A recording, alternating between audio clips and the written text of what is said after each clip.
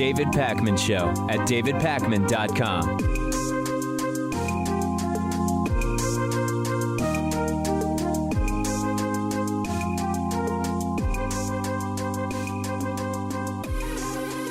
I think you might enjoy some of the clips I'm going to play for you here, sort of in the way that I enjoy horrible things, which I actually don't. So this is going to be pretty horrifying. We talked yesterday at the end of the show about schools reopening or not, and Donald Trump and Mike Pence's desire to see schools open for what are effectively political reasons. Trump believes schools are being kept closed in order to hurt him politically. Now, that's not true, but the fact that he perceives it as political means that forcing them to reopen is also political. In other words, if keeping them closed hurts him politically, opening them, he believes, helps him politically. Donald Trump tweeted 2 days ago, in Germany, Denmark, Norway, Sweden, and many other countries, schools are open with no problems. The Dems think it would be bad for them politically if U.S. schools open before the November election, but is important for the families and for the children and families. May cut off funding if not open. Now, Trump is saying we want to be like Europe. We want to do what Europe is doing. But the reason Sweden's not doing so well, but Germany, Denmark, and Norway, the reason they're doing well is because they handled the virus completely differently. If you want to be doing what Europe is doing with schools, then you should have handled coronavirus the way those countries handled it from the beginning. But that's not really the focus today. What we know today is that cases are up, deaths are up. Summer camps have around the country in Arkansas, Missouri, other places have had to close because coronavirus outbreaks have spread among the children. And yet Donald Trump and Mike Pence want schools open, period. Trump and Pence on Wednesday at different events, both were asked about opening schools. And they were asked really specific questions about what are the protocols? How do you ensure safety? And their mouths moved and a ton of stuff came out of their mouths.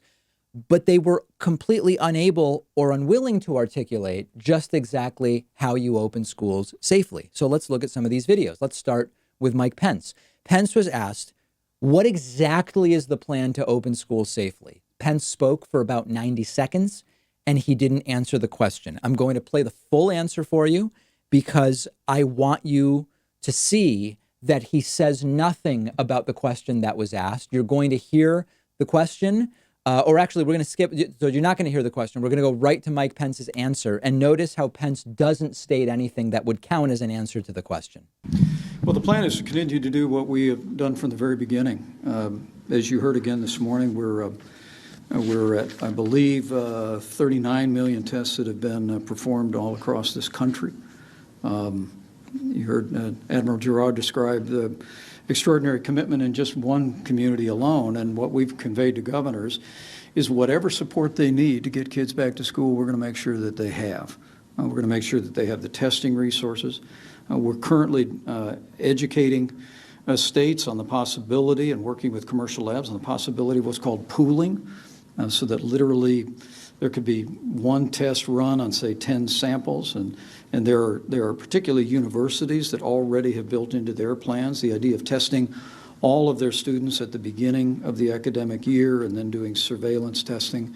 But we've made it very clear, whether it's testing, whether it's personal protective equipment, or other resources, that we stand ready to provide those resources to the states, and we reiterated that once again to the governors. But the good news is, because of the historic mobilization that President Trump initiated, we literally have hundreds of millions of supplies of personal protective equipment, 59,000 ventilators in the Strategic National Stockpile. Testing is scaling all across America, and we know that come the school year, we'll be ready to meet those needs. So let's analyze it and go through it. Pence says we're going to do what we've done from the beginning. Well, you failed. That has failed. What you've done from the beginning is one of the worst coronavirus responses in the world. Pence says we've tested 39 million people over a 5-month period. Great. It's not an answer to how do you open schools safely. Pence says we will give them the support they need. They're not asking for support. They're saying it's not safe for you to decide that they have to open. And by the way, they failed to give states the support they needed on testing. So why would we trust them now that they're going to give schools the support that they need? He says, we're looking at pool testing. Okay, I mean, it's not really an answer to the question. He says some universities will test their students. Okay. He says we'll send schools PPE if they want it. Nah. And then he says Trump did a historic mobilization. That's a meaningless claim. It's untrue. It was a historically bad mobilization. And then Pence also mentions we have ventilators. There's not an answer there because they don't know how to open schools safely.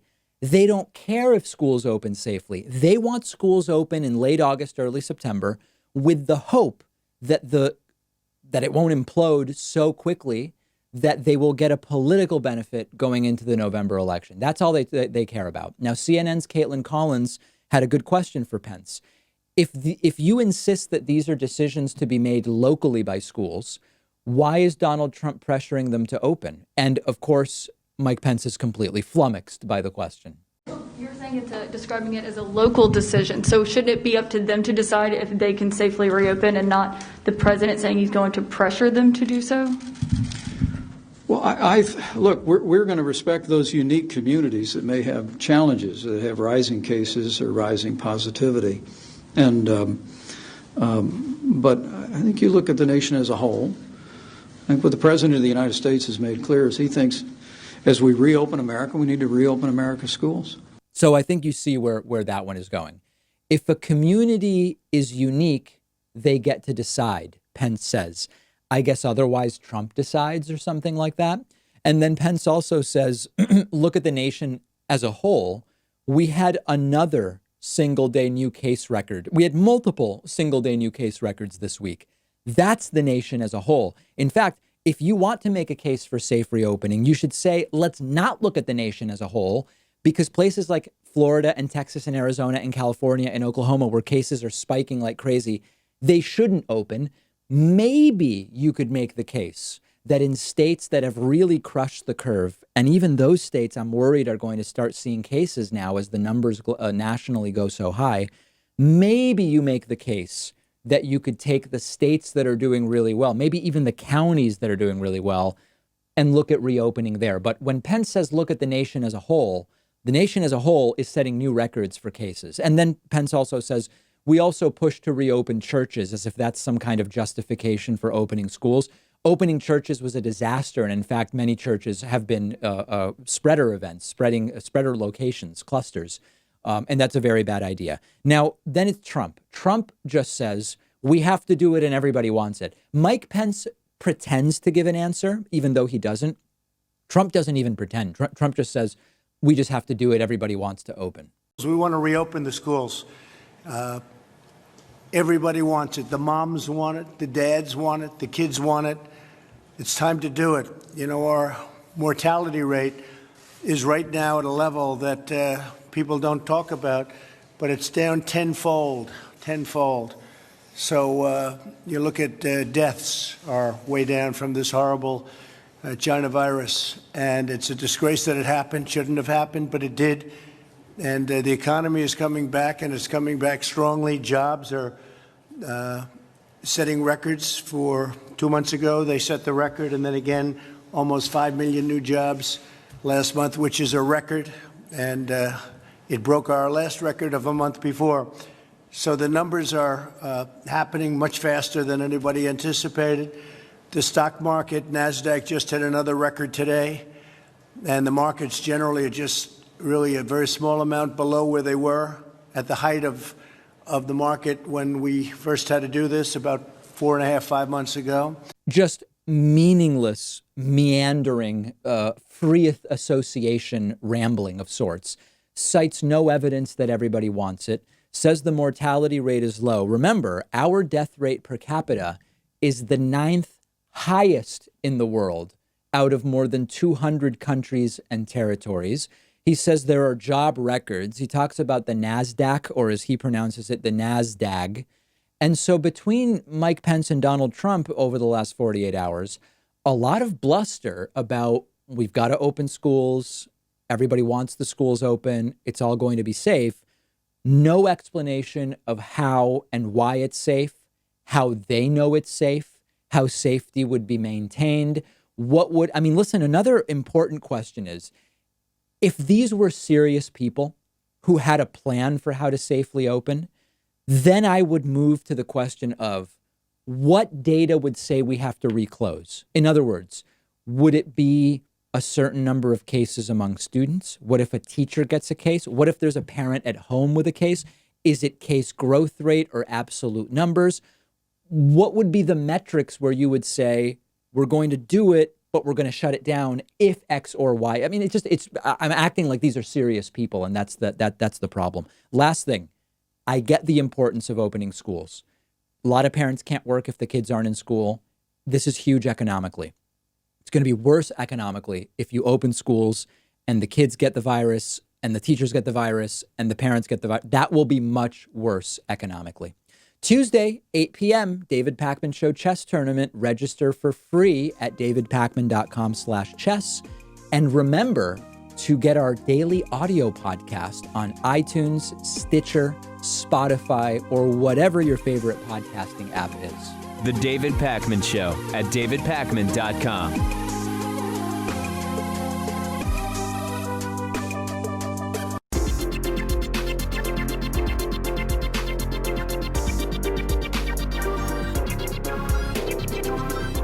The David Pakman Show at davidpakman.com.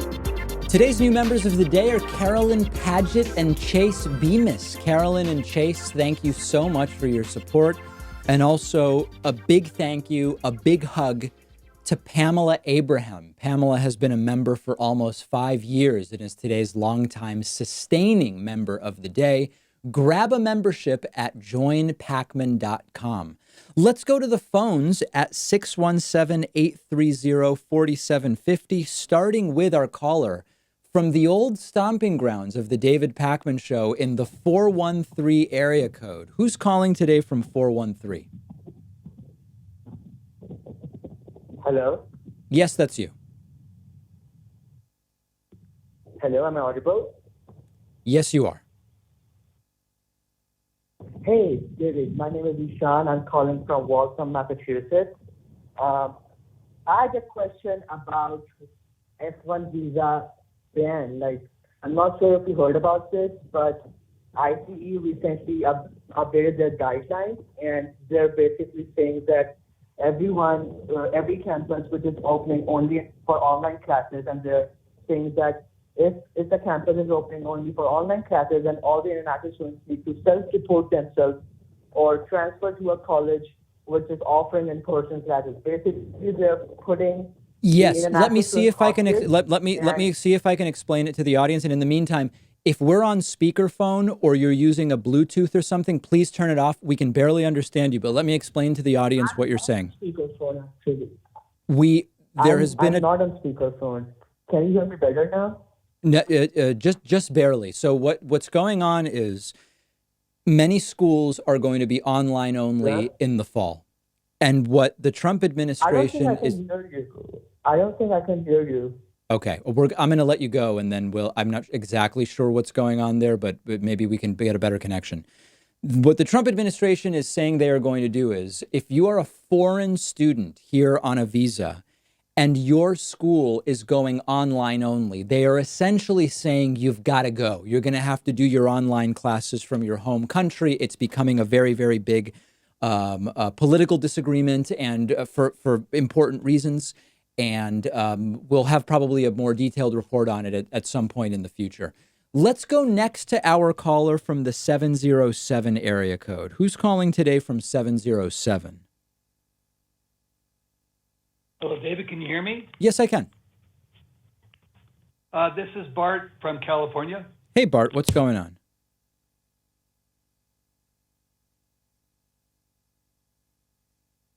Bart, are you there? Okay, we lost Bart. Very, very good day. Let's go next to our caller from the 816 area code. Who's calling today from 816? Hey, David. This is Jazz from Kansas City, Missouri. Hey, Jazz, what's going on? So I was calling to ask you about how you're voting in November. Okay. Specifically on a ballot measure. It looks like Massachusetts will probably have ranked choice voting on the ballot. Will you be voting for it? I've not seen the language of it. I actually didn't. I need to get schooled up on what's on the ballot in November. So the answer is, depending on how it is written, I very well may. And I've done a lot of interviews and segments on a number of different voting systems. There's the sort of standard configuration of ranked choice voting. There is single transferable vote. There's a bunch of different configurations, and I like a lot of them. Some of them are less than perfectly structured. And so I need to look at how it's written, but that is certainly something I would consider voting for. Until I actually see the text of the initiative, I wouldn't want to say for sure. Actually, Maine has instant runoff voting, and I'm pretty sure that's what Massachusetts is proposing. And it seems like the easiest to implement system given our current constitutional structure. But yeah, that's do you another think that consideration, which is should sometimes the focus- best system is more complex constitutionally to implement, and you also don't want to let the perfect become the enemy of the good, as someone once said. I don't know who. Yeah. Well, first past the post is arguably the worst. Right. But do you think progressives should focus on electoral reform, like on ballot initiatives such as the Maine one and the Massachusetts one?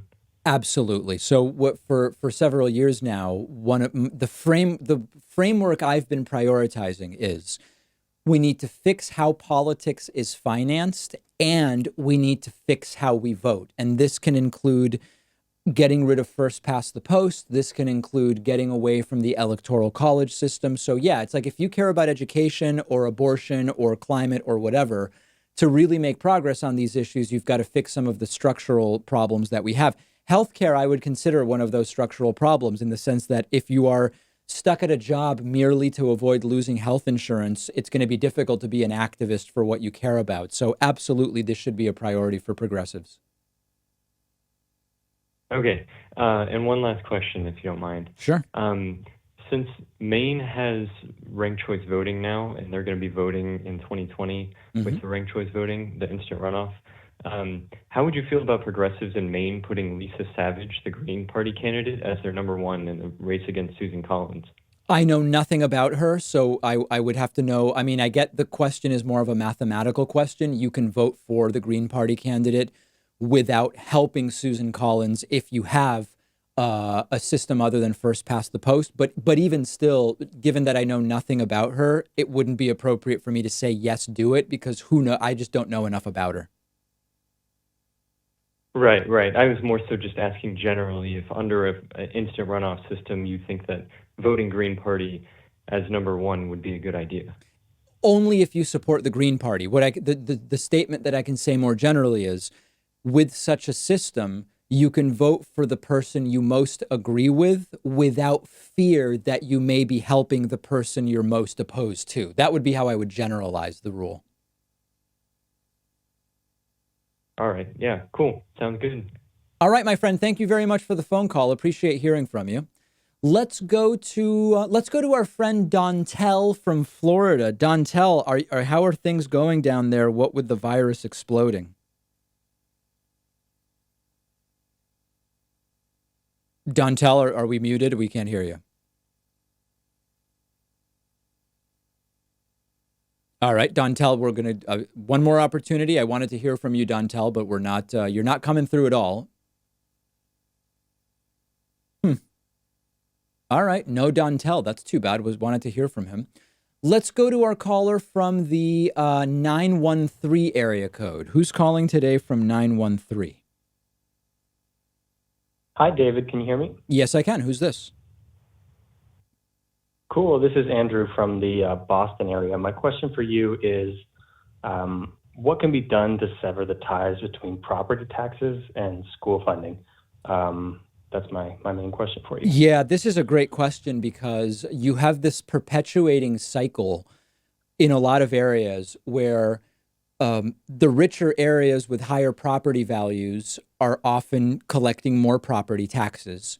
And those taxes are used to fund schools, which make those schools better, which makes more people want to move into those areas, which often drives up property values even more, making the properties less accessible. And you get situations that essentially, I mean, the interview earlier this week with Daniel Markovits about the idea of a meritocracy not being what we had, not being ideal in its extreme form, but also not being what we have is related exactly to this issue. So I've seen different proposals. I mean, to put it very simply, you can find other funding. You could just say property taxes are no longer going to be directly funding the schools. So, for example, property taxes may be pooled or partially pooled at the state level and then redistributed out. Now, not 100%. So if you have a place with really high property taxes, they would send a portion of the taxes to the state. A place with lower property tax receipts would send a portion to the state, and then the state would sort of redistribute more evenly to try to improve the schools that are not quite so good. But of course, the people that are paying the higher property taxes are going to resist that. They're going to say, wait, I'm paying more so that my kids can go to good schools. And by living here, I'm actually helping somebody somewhere else. And that people are going to be furious about that. So if the question is, how could it be done mathematically? You'd redistribute. You have a common pool and redistribute. If the question is, how do you do it politically? I have no idea. Yeah. And are there any leaders right now who are running with this kind of at the top of their platform that we can be promoting? That's my second question, and it's kind of hard to understand. Not that I'm aware of. I mean, it's certainly possible. I'm not aware of anybody who's making that their issue, but that doesn't mean it doesn't exist. All right, great. Thanks, David. All right, great to hear from you. Excellent question. Thank you for the call. Let's go to our caller from the 985 area code. Who's calling today from 985? Hi, my name is Christian Madden. I'm calling from Baton Rouge, Louisiana. What's going on, Christian? Hey, how you doing? It's kind of hard to hear you, but my question was, so I listen to you and I also listen to Ben Shapiro's show. Okay. And so it seems like you guys on some of the same topics, like for instance, like the Trump speeches, y'all have the exact opposite points of view on those. Shocking. So I guess my question is, how are those opposite points of view from the two sides like reconcilable in the current climate we're in? I don't think they are. I mean, I think that it's sadly intractable. I don't watch Ben Shapiro, so I don't know what he said. But earlier this week, I covered Tucker Carlson's reaction to Trump's Mount Rushmore speech, and Tucker Carlson, I think, called it maybe Trump's best speech ever. And what was so interesting to me about it was a speech of rhetoric. It was not a speech of policy. So if what you want to see in a speech is what accomplishments does Trump claim from his first term and what is he going to do in his second term, you didn't get that in Trump's speech. What you got from Trump's speech was dog whistle, red meat rhetoric about we're fighting Marxists and all these crazy, straw men that don't exist.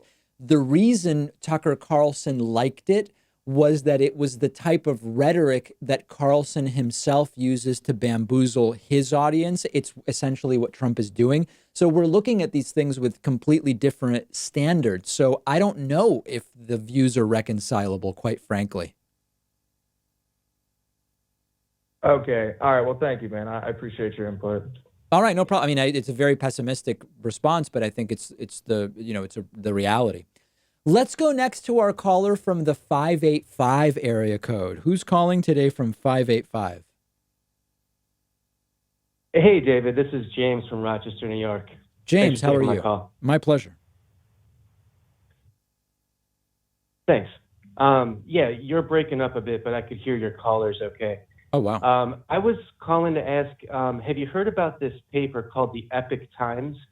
And what do you think about it? Because to me, it strikes me as basically a right-wing conspiracy paper, but it advertises itself as a non-biased news source. And my father actually just subscribed to it. Oh, my God. Thinking that it was a non-biased news source. So listen, I don't know that much about it. I get a lot of emails from viewers saying that their ads are coming up before my videos on YouTube, which of course I have no control over. They're not like an advertiser specifically with the David Pakman Show. I recently read that the Epic Times is run by the same guy that runs that new app Parler, this conservative version of Facebook or Twitter or whatever. And that guy, if it is the same guy, he had been offering 20 grand as a bounty for any progressive influencer with more than 50,000 Twitter followers to sign up on Parler, which I did earlier this week. I've not gotten my $20,000 yet, which they may have been lying about that, James. I'm not totally sure. But no, it is not an unbiased newspaper. It seems to be a conspiracy right organization from the few clips I've seen, reminiscent of OAN. And, I would try to do an intervention with your dad, quite frankly, because if he's subscribing, if he's paying for that stuff, believing it's unbiased, then we've got to rescue him. Thanks. Yeah, you're breaking up, but I think I got the gist of it. All right. Thanks, David. All right. Appreciate it. Very good. I am going to go to a quick break. I am going to try to see if maybe I change the microphone that viewers are hearing me through, and then we will go right back to the phone. So if you are holding, please don't hang up. We'll go back to the phones after this short break. The David Pakman Show at davidpakman.com.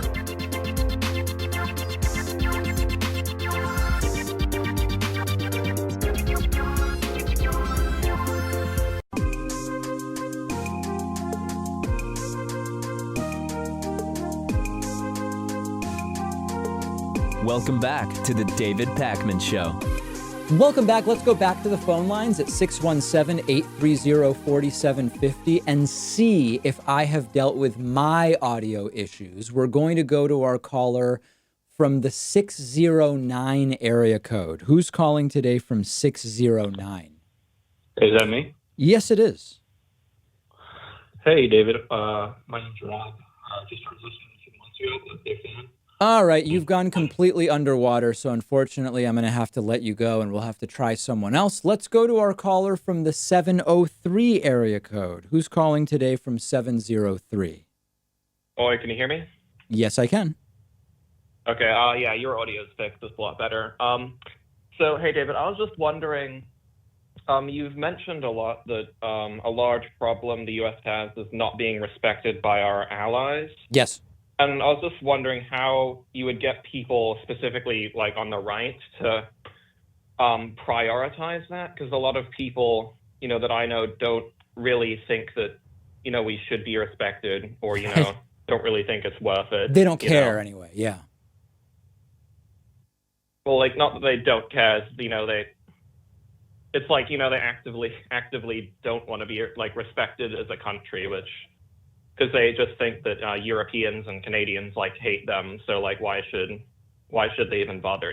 Like how would we in theory get rid of that mentality? Yeah, I mean some of them actually see it as a badge of honor. They're like, why do we care if sissy Europeans like us? We don't want them to like us. That means we're doing what's good for America. I mean, listen, I hesitate to ever recommend trying to appeal to the right's values because their values are often so misguided. But I wonder, would the right care more about the U.S. being respected around the world if they saw it as a national security issue? Like if they were convinced that we are safer by being respected around the world, then maybe we could get them to understand the importance of not being a laughingstock. I'm thinking out loud here. I don't know the answer. Yeah, because before you actually, try and, in theory, get respected by the rest of the world, which, in reality is mainly just Europe, you have to, convince, people that, hey, this is actually something that's worthwhile. And I think, you have to do that first, because if half the country doesn't care or actively, doesn't really want to be respected, I mean, you can't really, pursue a policy that, get the U.S., respected around the world again, because, it's just kind of fruitless. But I totally agree. I mean, you have a situation. So for example, on climate change under Donald Trump, the U.S. is increasingly not even invited to take part in some of the important multinational conversations that are happening about that. But that doesn't bother the right. A huge part of the right thinks climate change is a hoax. Another part of the right believes that the U.S. can just fix every problem by ourselves, a sort of isolationist mentality. So we don't need to be part of these multilateral conversations. So you are 100% right that if they don't care, it's not going to be it's not going to be a bargaining stick if they don't care about being respected to begin with. Okay. Well, I appreciate the answer, David. My pleasure. Thank you for the call. Great to hear from you. Let's go next to our caller from the 978 area code. Who's calling today from 978? Hi, can you hear me? Yes, I can. Who's this? My name is Mark. I live in Framingham. Great. And Mark, please just keep the phone. You're coming in shot out of a cannon, very, very hot. Just try to either talk a little more quietly or maybe keep the mouthpiece a little further from your mouth. Okay, is this better? In some sense. All right. Well, first, I'd like to know, what do you think makes Trump an anomaly? Because you've said that you think Trump is just uniquely bad. Considering that Bush invaded nations that we're still in after decades against international law, even though the UN said there weren't weapons of mass destruction, how is Trump any more of a corrupt, evil gangster than Bush was? That's my first question. So first, we have a sort of category error, which is it sounds like you're saying, let's apply the sort of foreign policy standards that we would apply to typical neocons to Donald Trump in order to evaluate them against each other. And what I would assert is that we're dealing with category differences. Donald Trump is bad in a way that is very different than how George W. Bush was bad. And of course, if you're looking for someone to defend George W. Bush, that's certainly not going to be me. We spent, the greater part of Bush's presidency pointing out all of the ways in which Bush was bad. Donald Trump is bad in a different way. And I'll give you one example that I think is relevant. George W. Bush's foreign policy is the disgusting neocon foreign policy of people like John Bolton and, Wolfowitz and Rumsfeld and so on and so forth. And that's absolutely horrible. But George W. Bush would not have screwed up coronavirus the way Donald Trump did. And this is not praise of Bush. And Bush, it was a disaster on Katrina, mostly for different reasons. But even someone as uniquely horrible as Bush from the foreign policy perspective would not have messed this up in the way that Donald Trump did. George W. Bush made the wrong foreign policy decisions with Iraq, but he didn't ruin so many of our longstanding alliances and get the United States to be essentially ignored in large swaths of the global decisions that have to be made. So I just think that there's a category difference. The ways in which I criticize Bush are different fundamentally than the ways in which Trump has been an embarrassing failure. All right. Well, but don't you think that also the NSA and the Patriot Act by Bush were also things that were also evil examples of domestic policy as well? But both of those contained horrible provisions. Yes, I agree with that. Okay, and my last question, which is just a total irrelevant to the first two. I know you're a big chess player. If someone were trying to get into chess, what resources do you think would be best for a beginner? I would just go on YouTube and just Google chess for beginners, and you'll find hundreds of hours of simple videos just getting people introduced to the concepts. And then also leechess.org/practice has a bunch of free resources for just starting to learn the basics. Okay. Thank you, David. I enjoyed it. All right, great. Appreciate the phone call. Thank you so much. Let's go next to our caller from the 954 area code. 954 has been holding on for a little while. Who's this? Where are you calling from? Is this me? Yes, it is. What's up, David? It's actually Sebastian calling in from Miami. Great. What's going on? Well, I want to first start by saying that to this day, I love your show. I actually was the right-winger who called in a few months ago asking for career advice. For anyone listening, that video is still up if you want to go check it out. Okay. So do you remember that? Or I don't. I'm sorry. No, it's all right. You get a bunch of calls. But I think today's question is going to be a lot more straightforward. Okay. I have a few, but let's just see how many I could get in here. So as you may know, Kanye has announced his bid for presidency this week. Previously we saw his relationship with Trump. It's a positive. So really, it might just sound kind of weird, the question, but I have this kind of like underlying feeling that it might be some type of Trump administration strategy to absorb that crucial black vote. Would that just be nonsense? I mean, you're not the first person to bring this up to me. The idea would be Trump and Kanye are friends. Joe Biden right now has 92% from black voters. What better way to hurt Biden than by having a prominent black entrepreneur and musical artist run and take a little bit of the black vote from Biden? So the motive would certainly be there. I think what it misses is that I don't believe black folks are going to vote for Kanye who were otherwise going to vote for Biden. There may be Kanye fans who weren't even planning to vote. Remember, half the country doesn't vote, who I guess might vote for Kanye, even though he's still, as far as I know to this day, he's not formally running anywhere. He just said he's running. But I think that it's fundamentally, insulting and dismissive of the black community to, if that's your plan, to imagine that the black community is just going to vote for any black guy who runs is not borne out by the evidence. And I think it's a bad strategy if that's the strategy. Yeah, I also heard that he's missed some crucial deadlines, so I don't even think it would be possible. If it comes down to it, would you actually ever consider voting Kanye over Trump? I guess you would probably vote anything other than Trump. Yeah, I mean, I don't know about that. It's not occurred to me that that's ever a position I would be in. So I'm going to opt out of even answering that. But I am no fan of Kanye. He seems extremely unstable. I mean, over Trump, it's hard to justify voting for Trump over anyone. That'd be a tough one. I don't know what I would do. Okay, let me just see if you can answer this one. Ghislaine Maxwell, she was just arrested and indicted. And from what I heard yesterday, she has like a bargaining chips, which is supposedly a bunch of videos, pictures, or whatever that's incriminating a lot of public figures and influencers. Do you have any idea some of the names we might be seeing in the near future?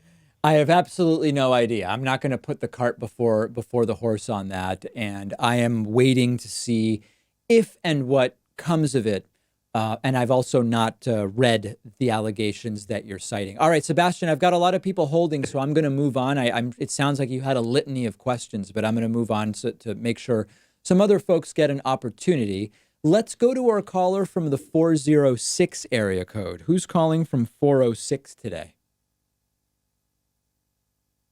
That's me? Yes, it is. Who's this?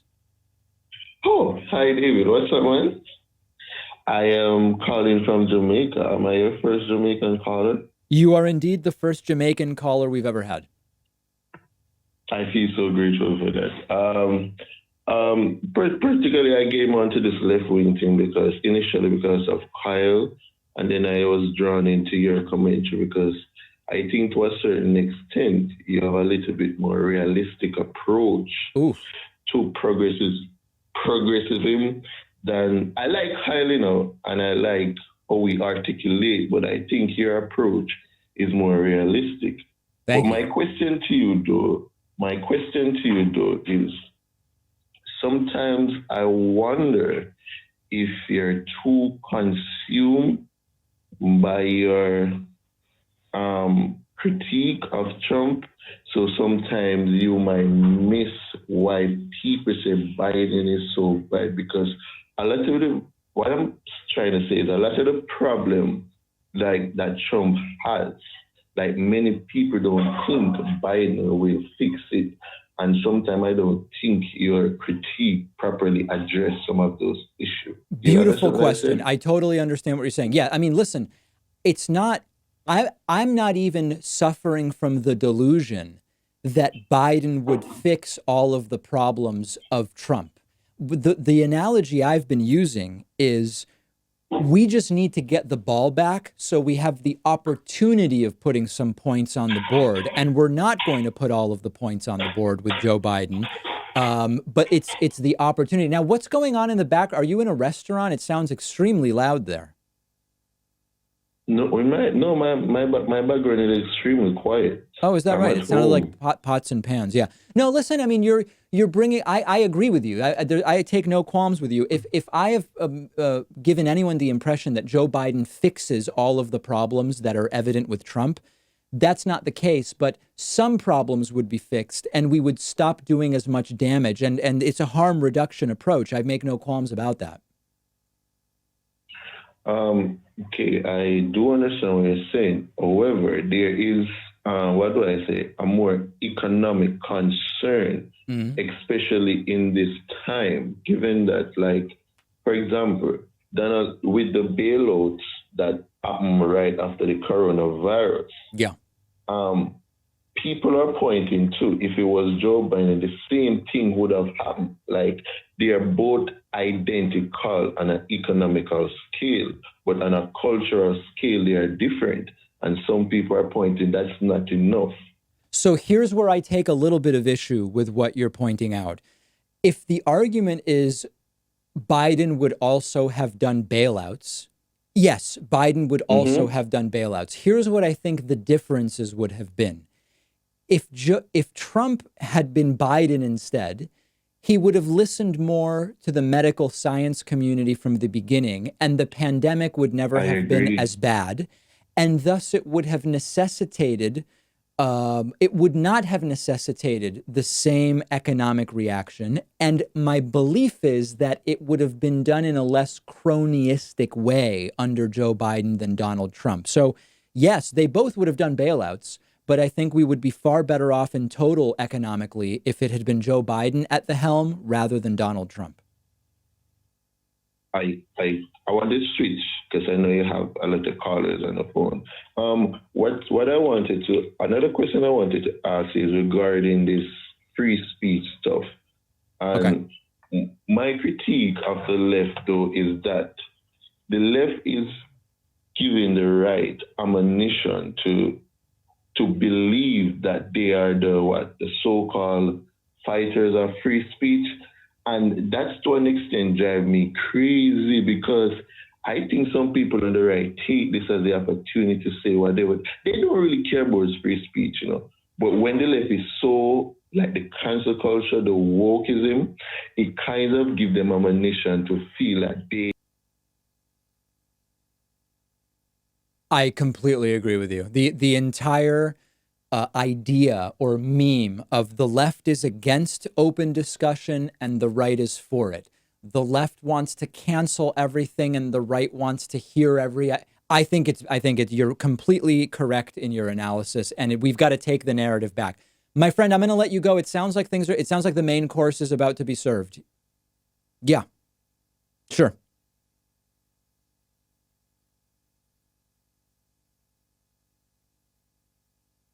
Thank you. First call from Jamaica. We absolutely love it. And on that note, let's go out on a high. We are going to go to a break. I apologize I was not able to get to everybody today, but we did hear from some great people, and I will take calls again. The David Pakman Show at davidpakman.com.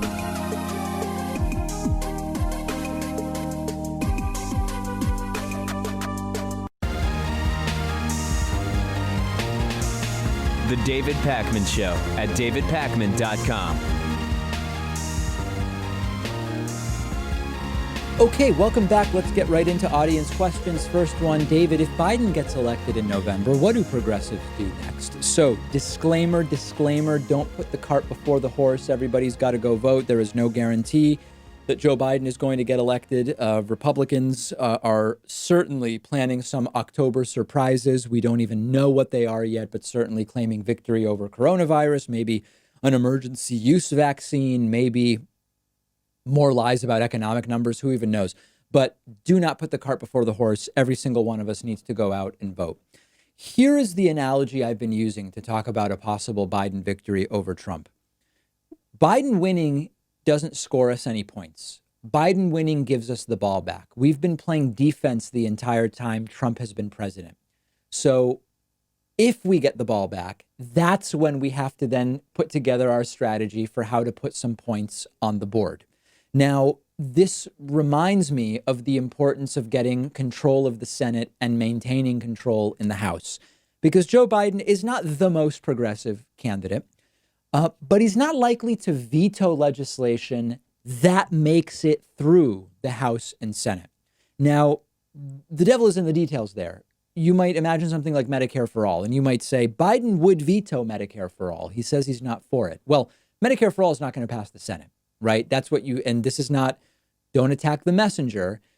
Even many Democratic senators don't support Medicare for all. And if the Democrats get a majority in the Senate, it would be a small one, maybe with 53 or 54 senators.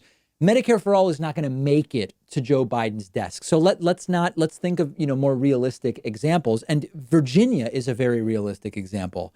You've got a moderate Democratic governor with a Democratic legislature, and they've gotten progressive things done. And we've seen Virginia move to the left significantly, even with a moderate Democratic governor. But like I've said before, a Biden win is the start. So extend House control, hopefully take control of the Senate. And then in the immediate, Joe Biden needs to be pressured to reverse the insane Trump executive orders that have accumulated while Donald Trump has been in the Oval Office.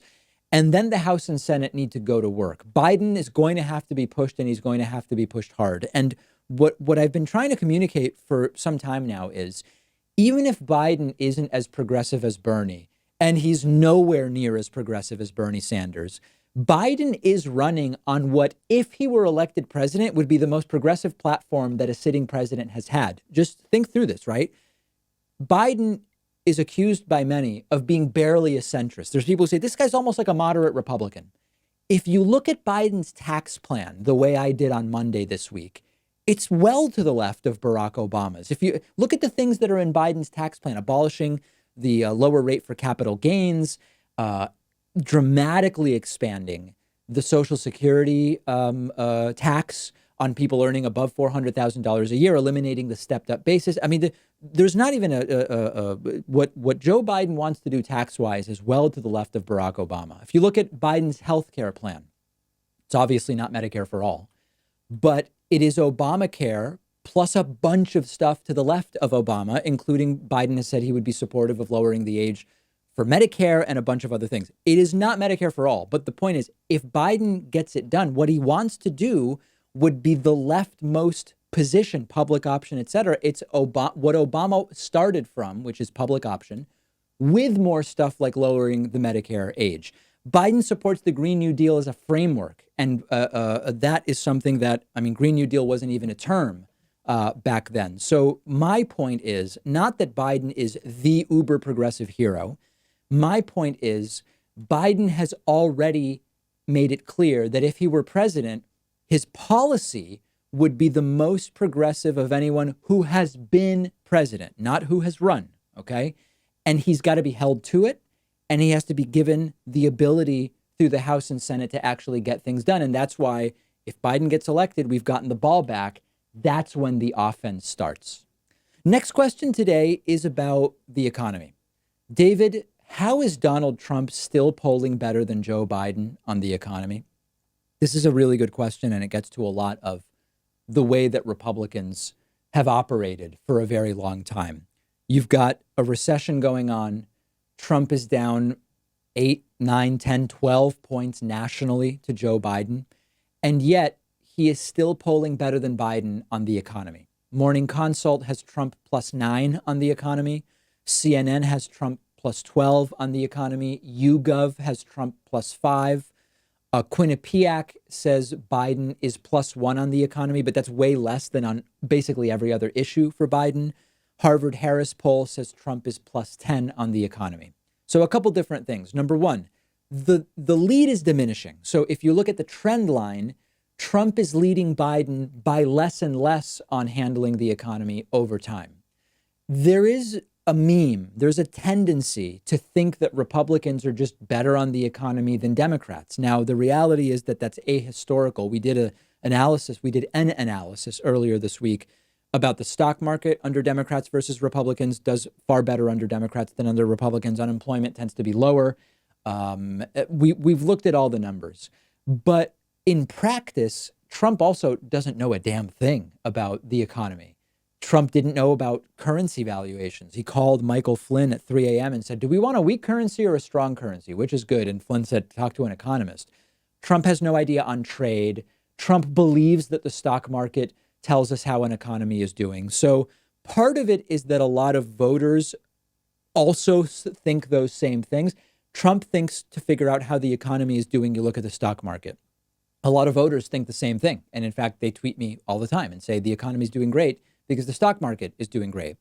A lot of what also needs to be considered is that Republicans tend to do things economically that will have a short-term focus. How many jobs can we create this month, even though reopening early will hurt the economies in the long run? And a lot of the jobs are crappy, right? How many stock market points can we gain today, even if it's with cash injections that are short-sighted and won't really improve the economy in the long run? So that's a really important thing also to consider, which is Republicans are far more likely than Democrats to do things that improve the optics of the economy in the short term, but don't really improve it in the long term. And this is where a lot of this translates into the general belief that Republicans are just better for your paycheck, better for your pocketbook or better for your bank account. It's mathematically untrue, but unfortunately, these memes are pretty sticky. And just remember the fact, stocks do better under Democrats, unemployment is lower under Democrats. Just about every economic indicator, we've looked at a bunch of others, although I'm forgetting them now, they look better under Democrats, and we shouldn't allow them to take the narrative away. And the diminishing lead that Donald Trump has on Joe Biden in terms of expected handling of the economy is a sign that at least the disastrous economic situation we have right now is affecting Donald Trump. We thought maybe he's Teflon Don, maybe nothing will affect him. Coronavirus, the subsequent economic collapse, and his reaction to the protests against police brutality have hurt him very much, his approval down to 38%. Okay, another question that came in. David, Joe Biden is expected to select his vice president around August 1st. Who do you think would hurt Biden the most? So last week I said that I believe Elizabeth Warren should be Joe Biden's vice presidential pick. This is a different question, not who would be best, but who would be worst. So the first thing is to understand, what is the goal of selecting a vice president? There's essentially two goals. One, don't cause a problem for the presidential candidate. So Sarah Palin did not help John McCain back in 2008. Now, McCain was already losing, but Palin was a cartoonish sideshow and certainly did not help. And number two, can you increase the electorate? Can you bring in some additional people to bolster support for the presidential candidate? So you look at someone like Paul Ryan. Paul Ryan didn't do much one way or the other for Romney in terms of creating scandals or saying crazy things. Arguably, Paul Ryan maybe helped Romney a little bit when it comes to the electorate, being from, where was Ryan from? Virginia, I think. Romney being, a massive former Massachusetts governor. Maybe not, didn't really do much one way or the other. Mike Pence didn't do much for Trump in terms of bad news headlines. He just stayed out of the way. But maybe Pence helped in the Midwest. Maybe Pence helped with the evangelical vote, which ultimately mostly went to Donald Trump anyway. I believe if Joe Biden were to choose Hillary Clinton, it would probably be bad. That would probably hurt him. If Joe Biden were to choose, an actual Republican, if Joe Biden announces, I don't know, Ted Cruz is my running mate, I think it's a real problem for Biden. I think but obviously he's not going to do that. And if Joe Biden picks someone with a lot of baggage that can be attacked, that would be a problem. So, for example, Amy Klobuchar, it was revealed in the aftermath of the killing of George Floyd that she had been involved in decisions not to go after Derek Chauvin, who ultimately is the officer that killed George Floyd with the knee to the neck. Once that went public, it was obvious that Klobuchar was damaged in terms of a vice presidential candidate. She came out and said, I'm dropping out because it should be a woman of color, but it was clear at that point she wasn't going to be selected anyway. That type of baggage could be damaging to Joe Biden. Obviously, it's not going to be Klobuchar. Now, I got a couple emails from people who said the Native American thing would be baggage for Elizabeth Warren. I don't know that it would. I really don't know that it would. I think, listen, if you want to talk about baggage, Kamala Harris's record as California Attorney General prosecuting the war on drugs and putting a lot of black folks in jail and prison. I think that may be baggage that Biden does not need, but I may be wrong there. So again, the point here is when you pick a VP, you want someone who's not going to get a ton of attention because typically it will be negative attention. Number two, you want someone who maybe can help you in terms of expanding your base of support. And number three, you want someone who's not going to bring some kind of baggage that is going to disproportionately become subject matter for discussion. If you disagree with me, let me know. We've got a great bonus show for you today. To become a member and get the bonus show, you need only go to joinpacman.com and sign up.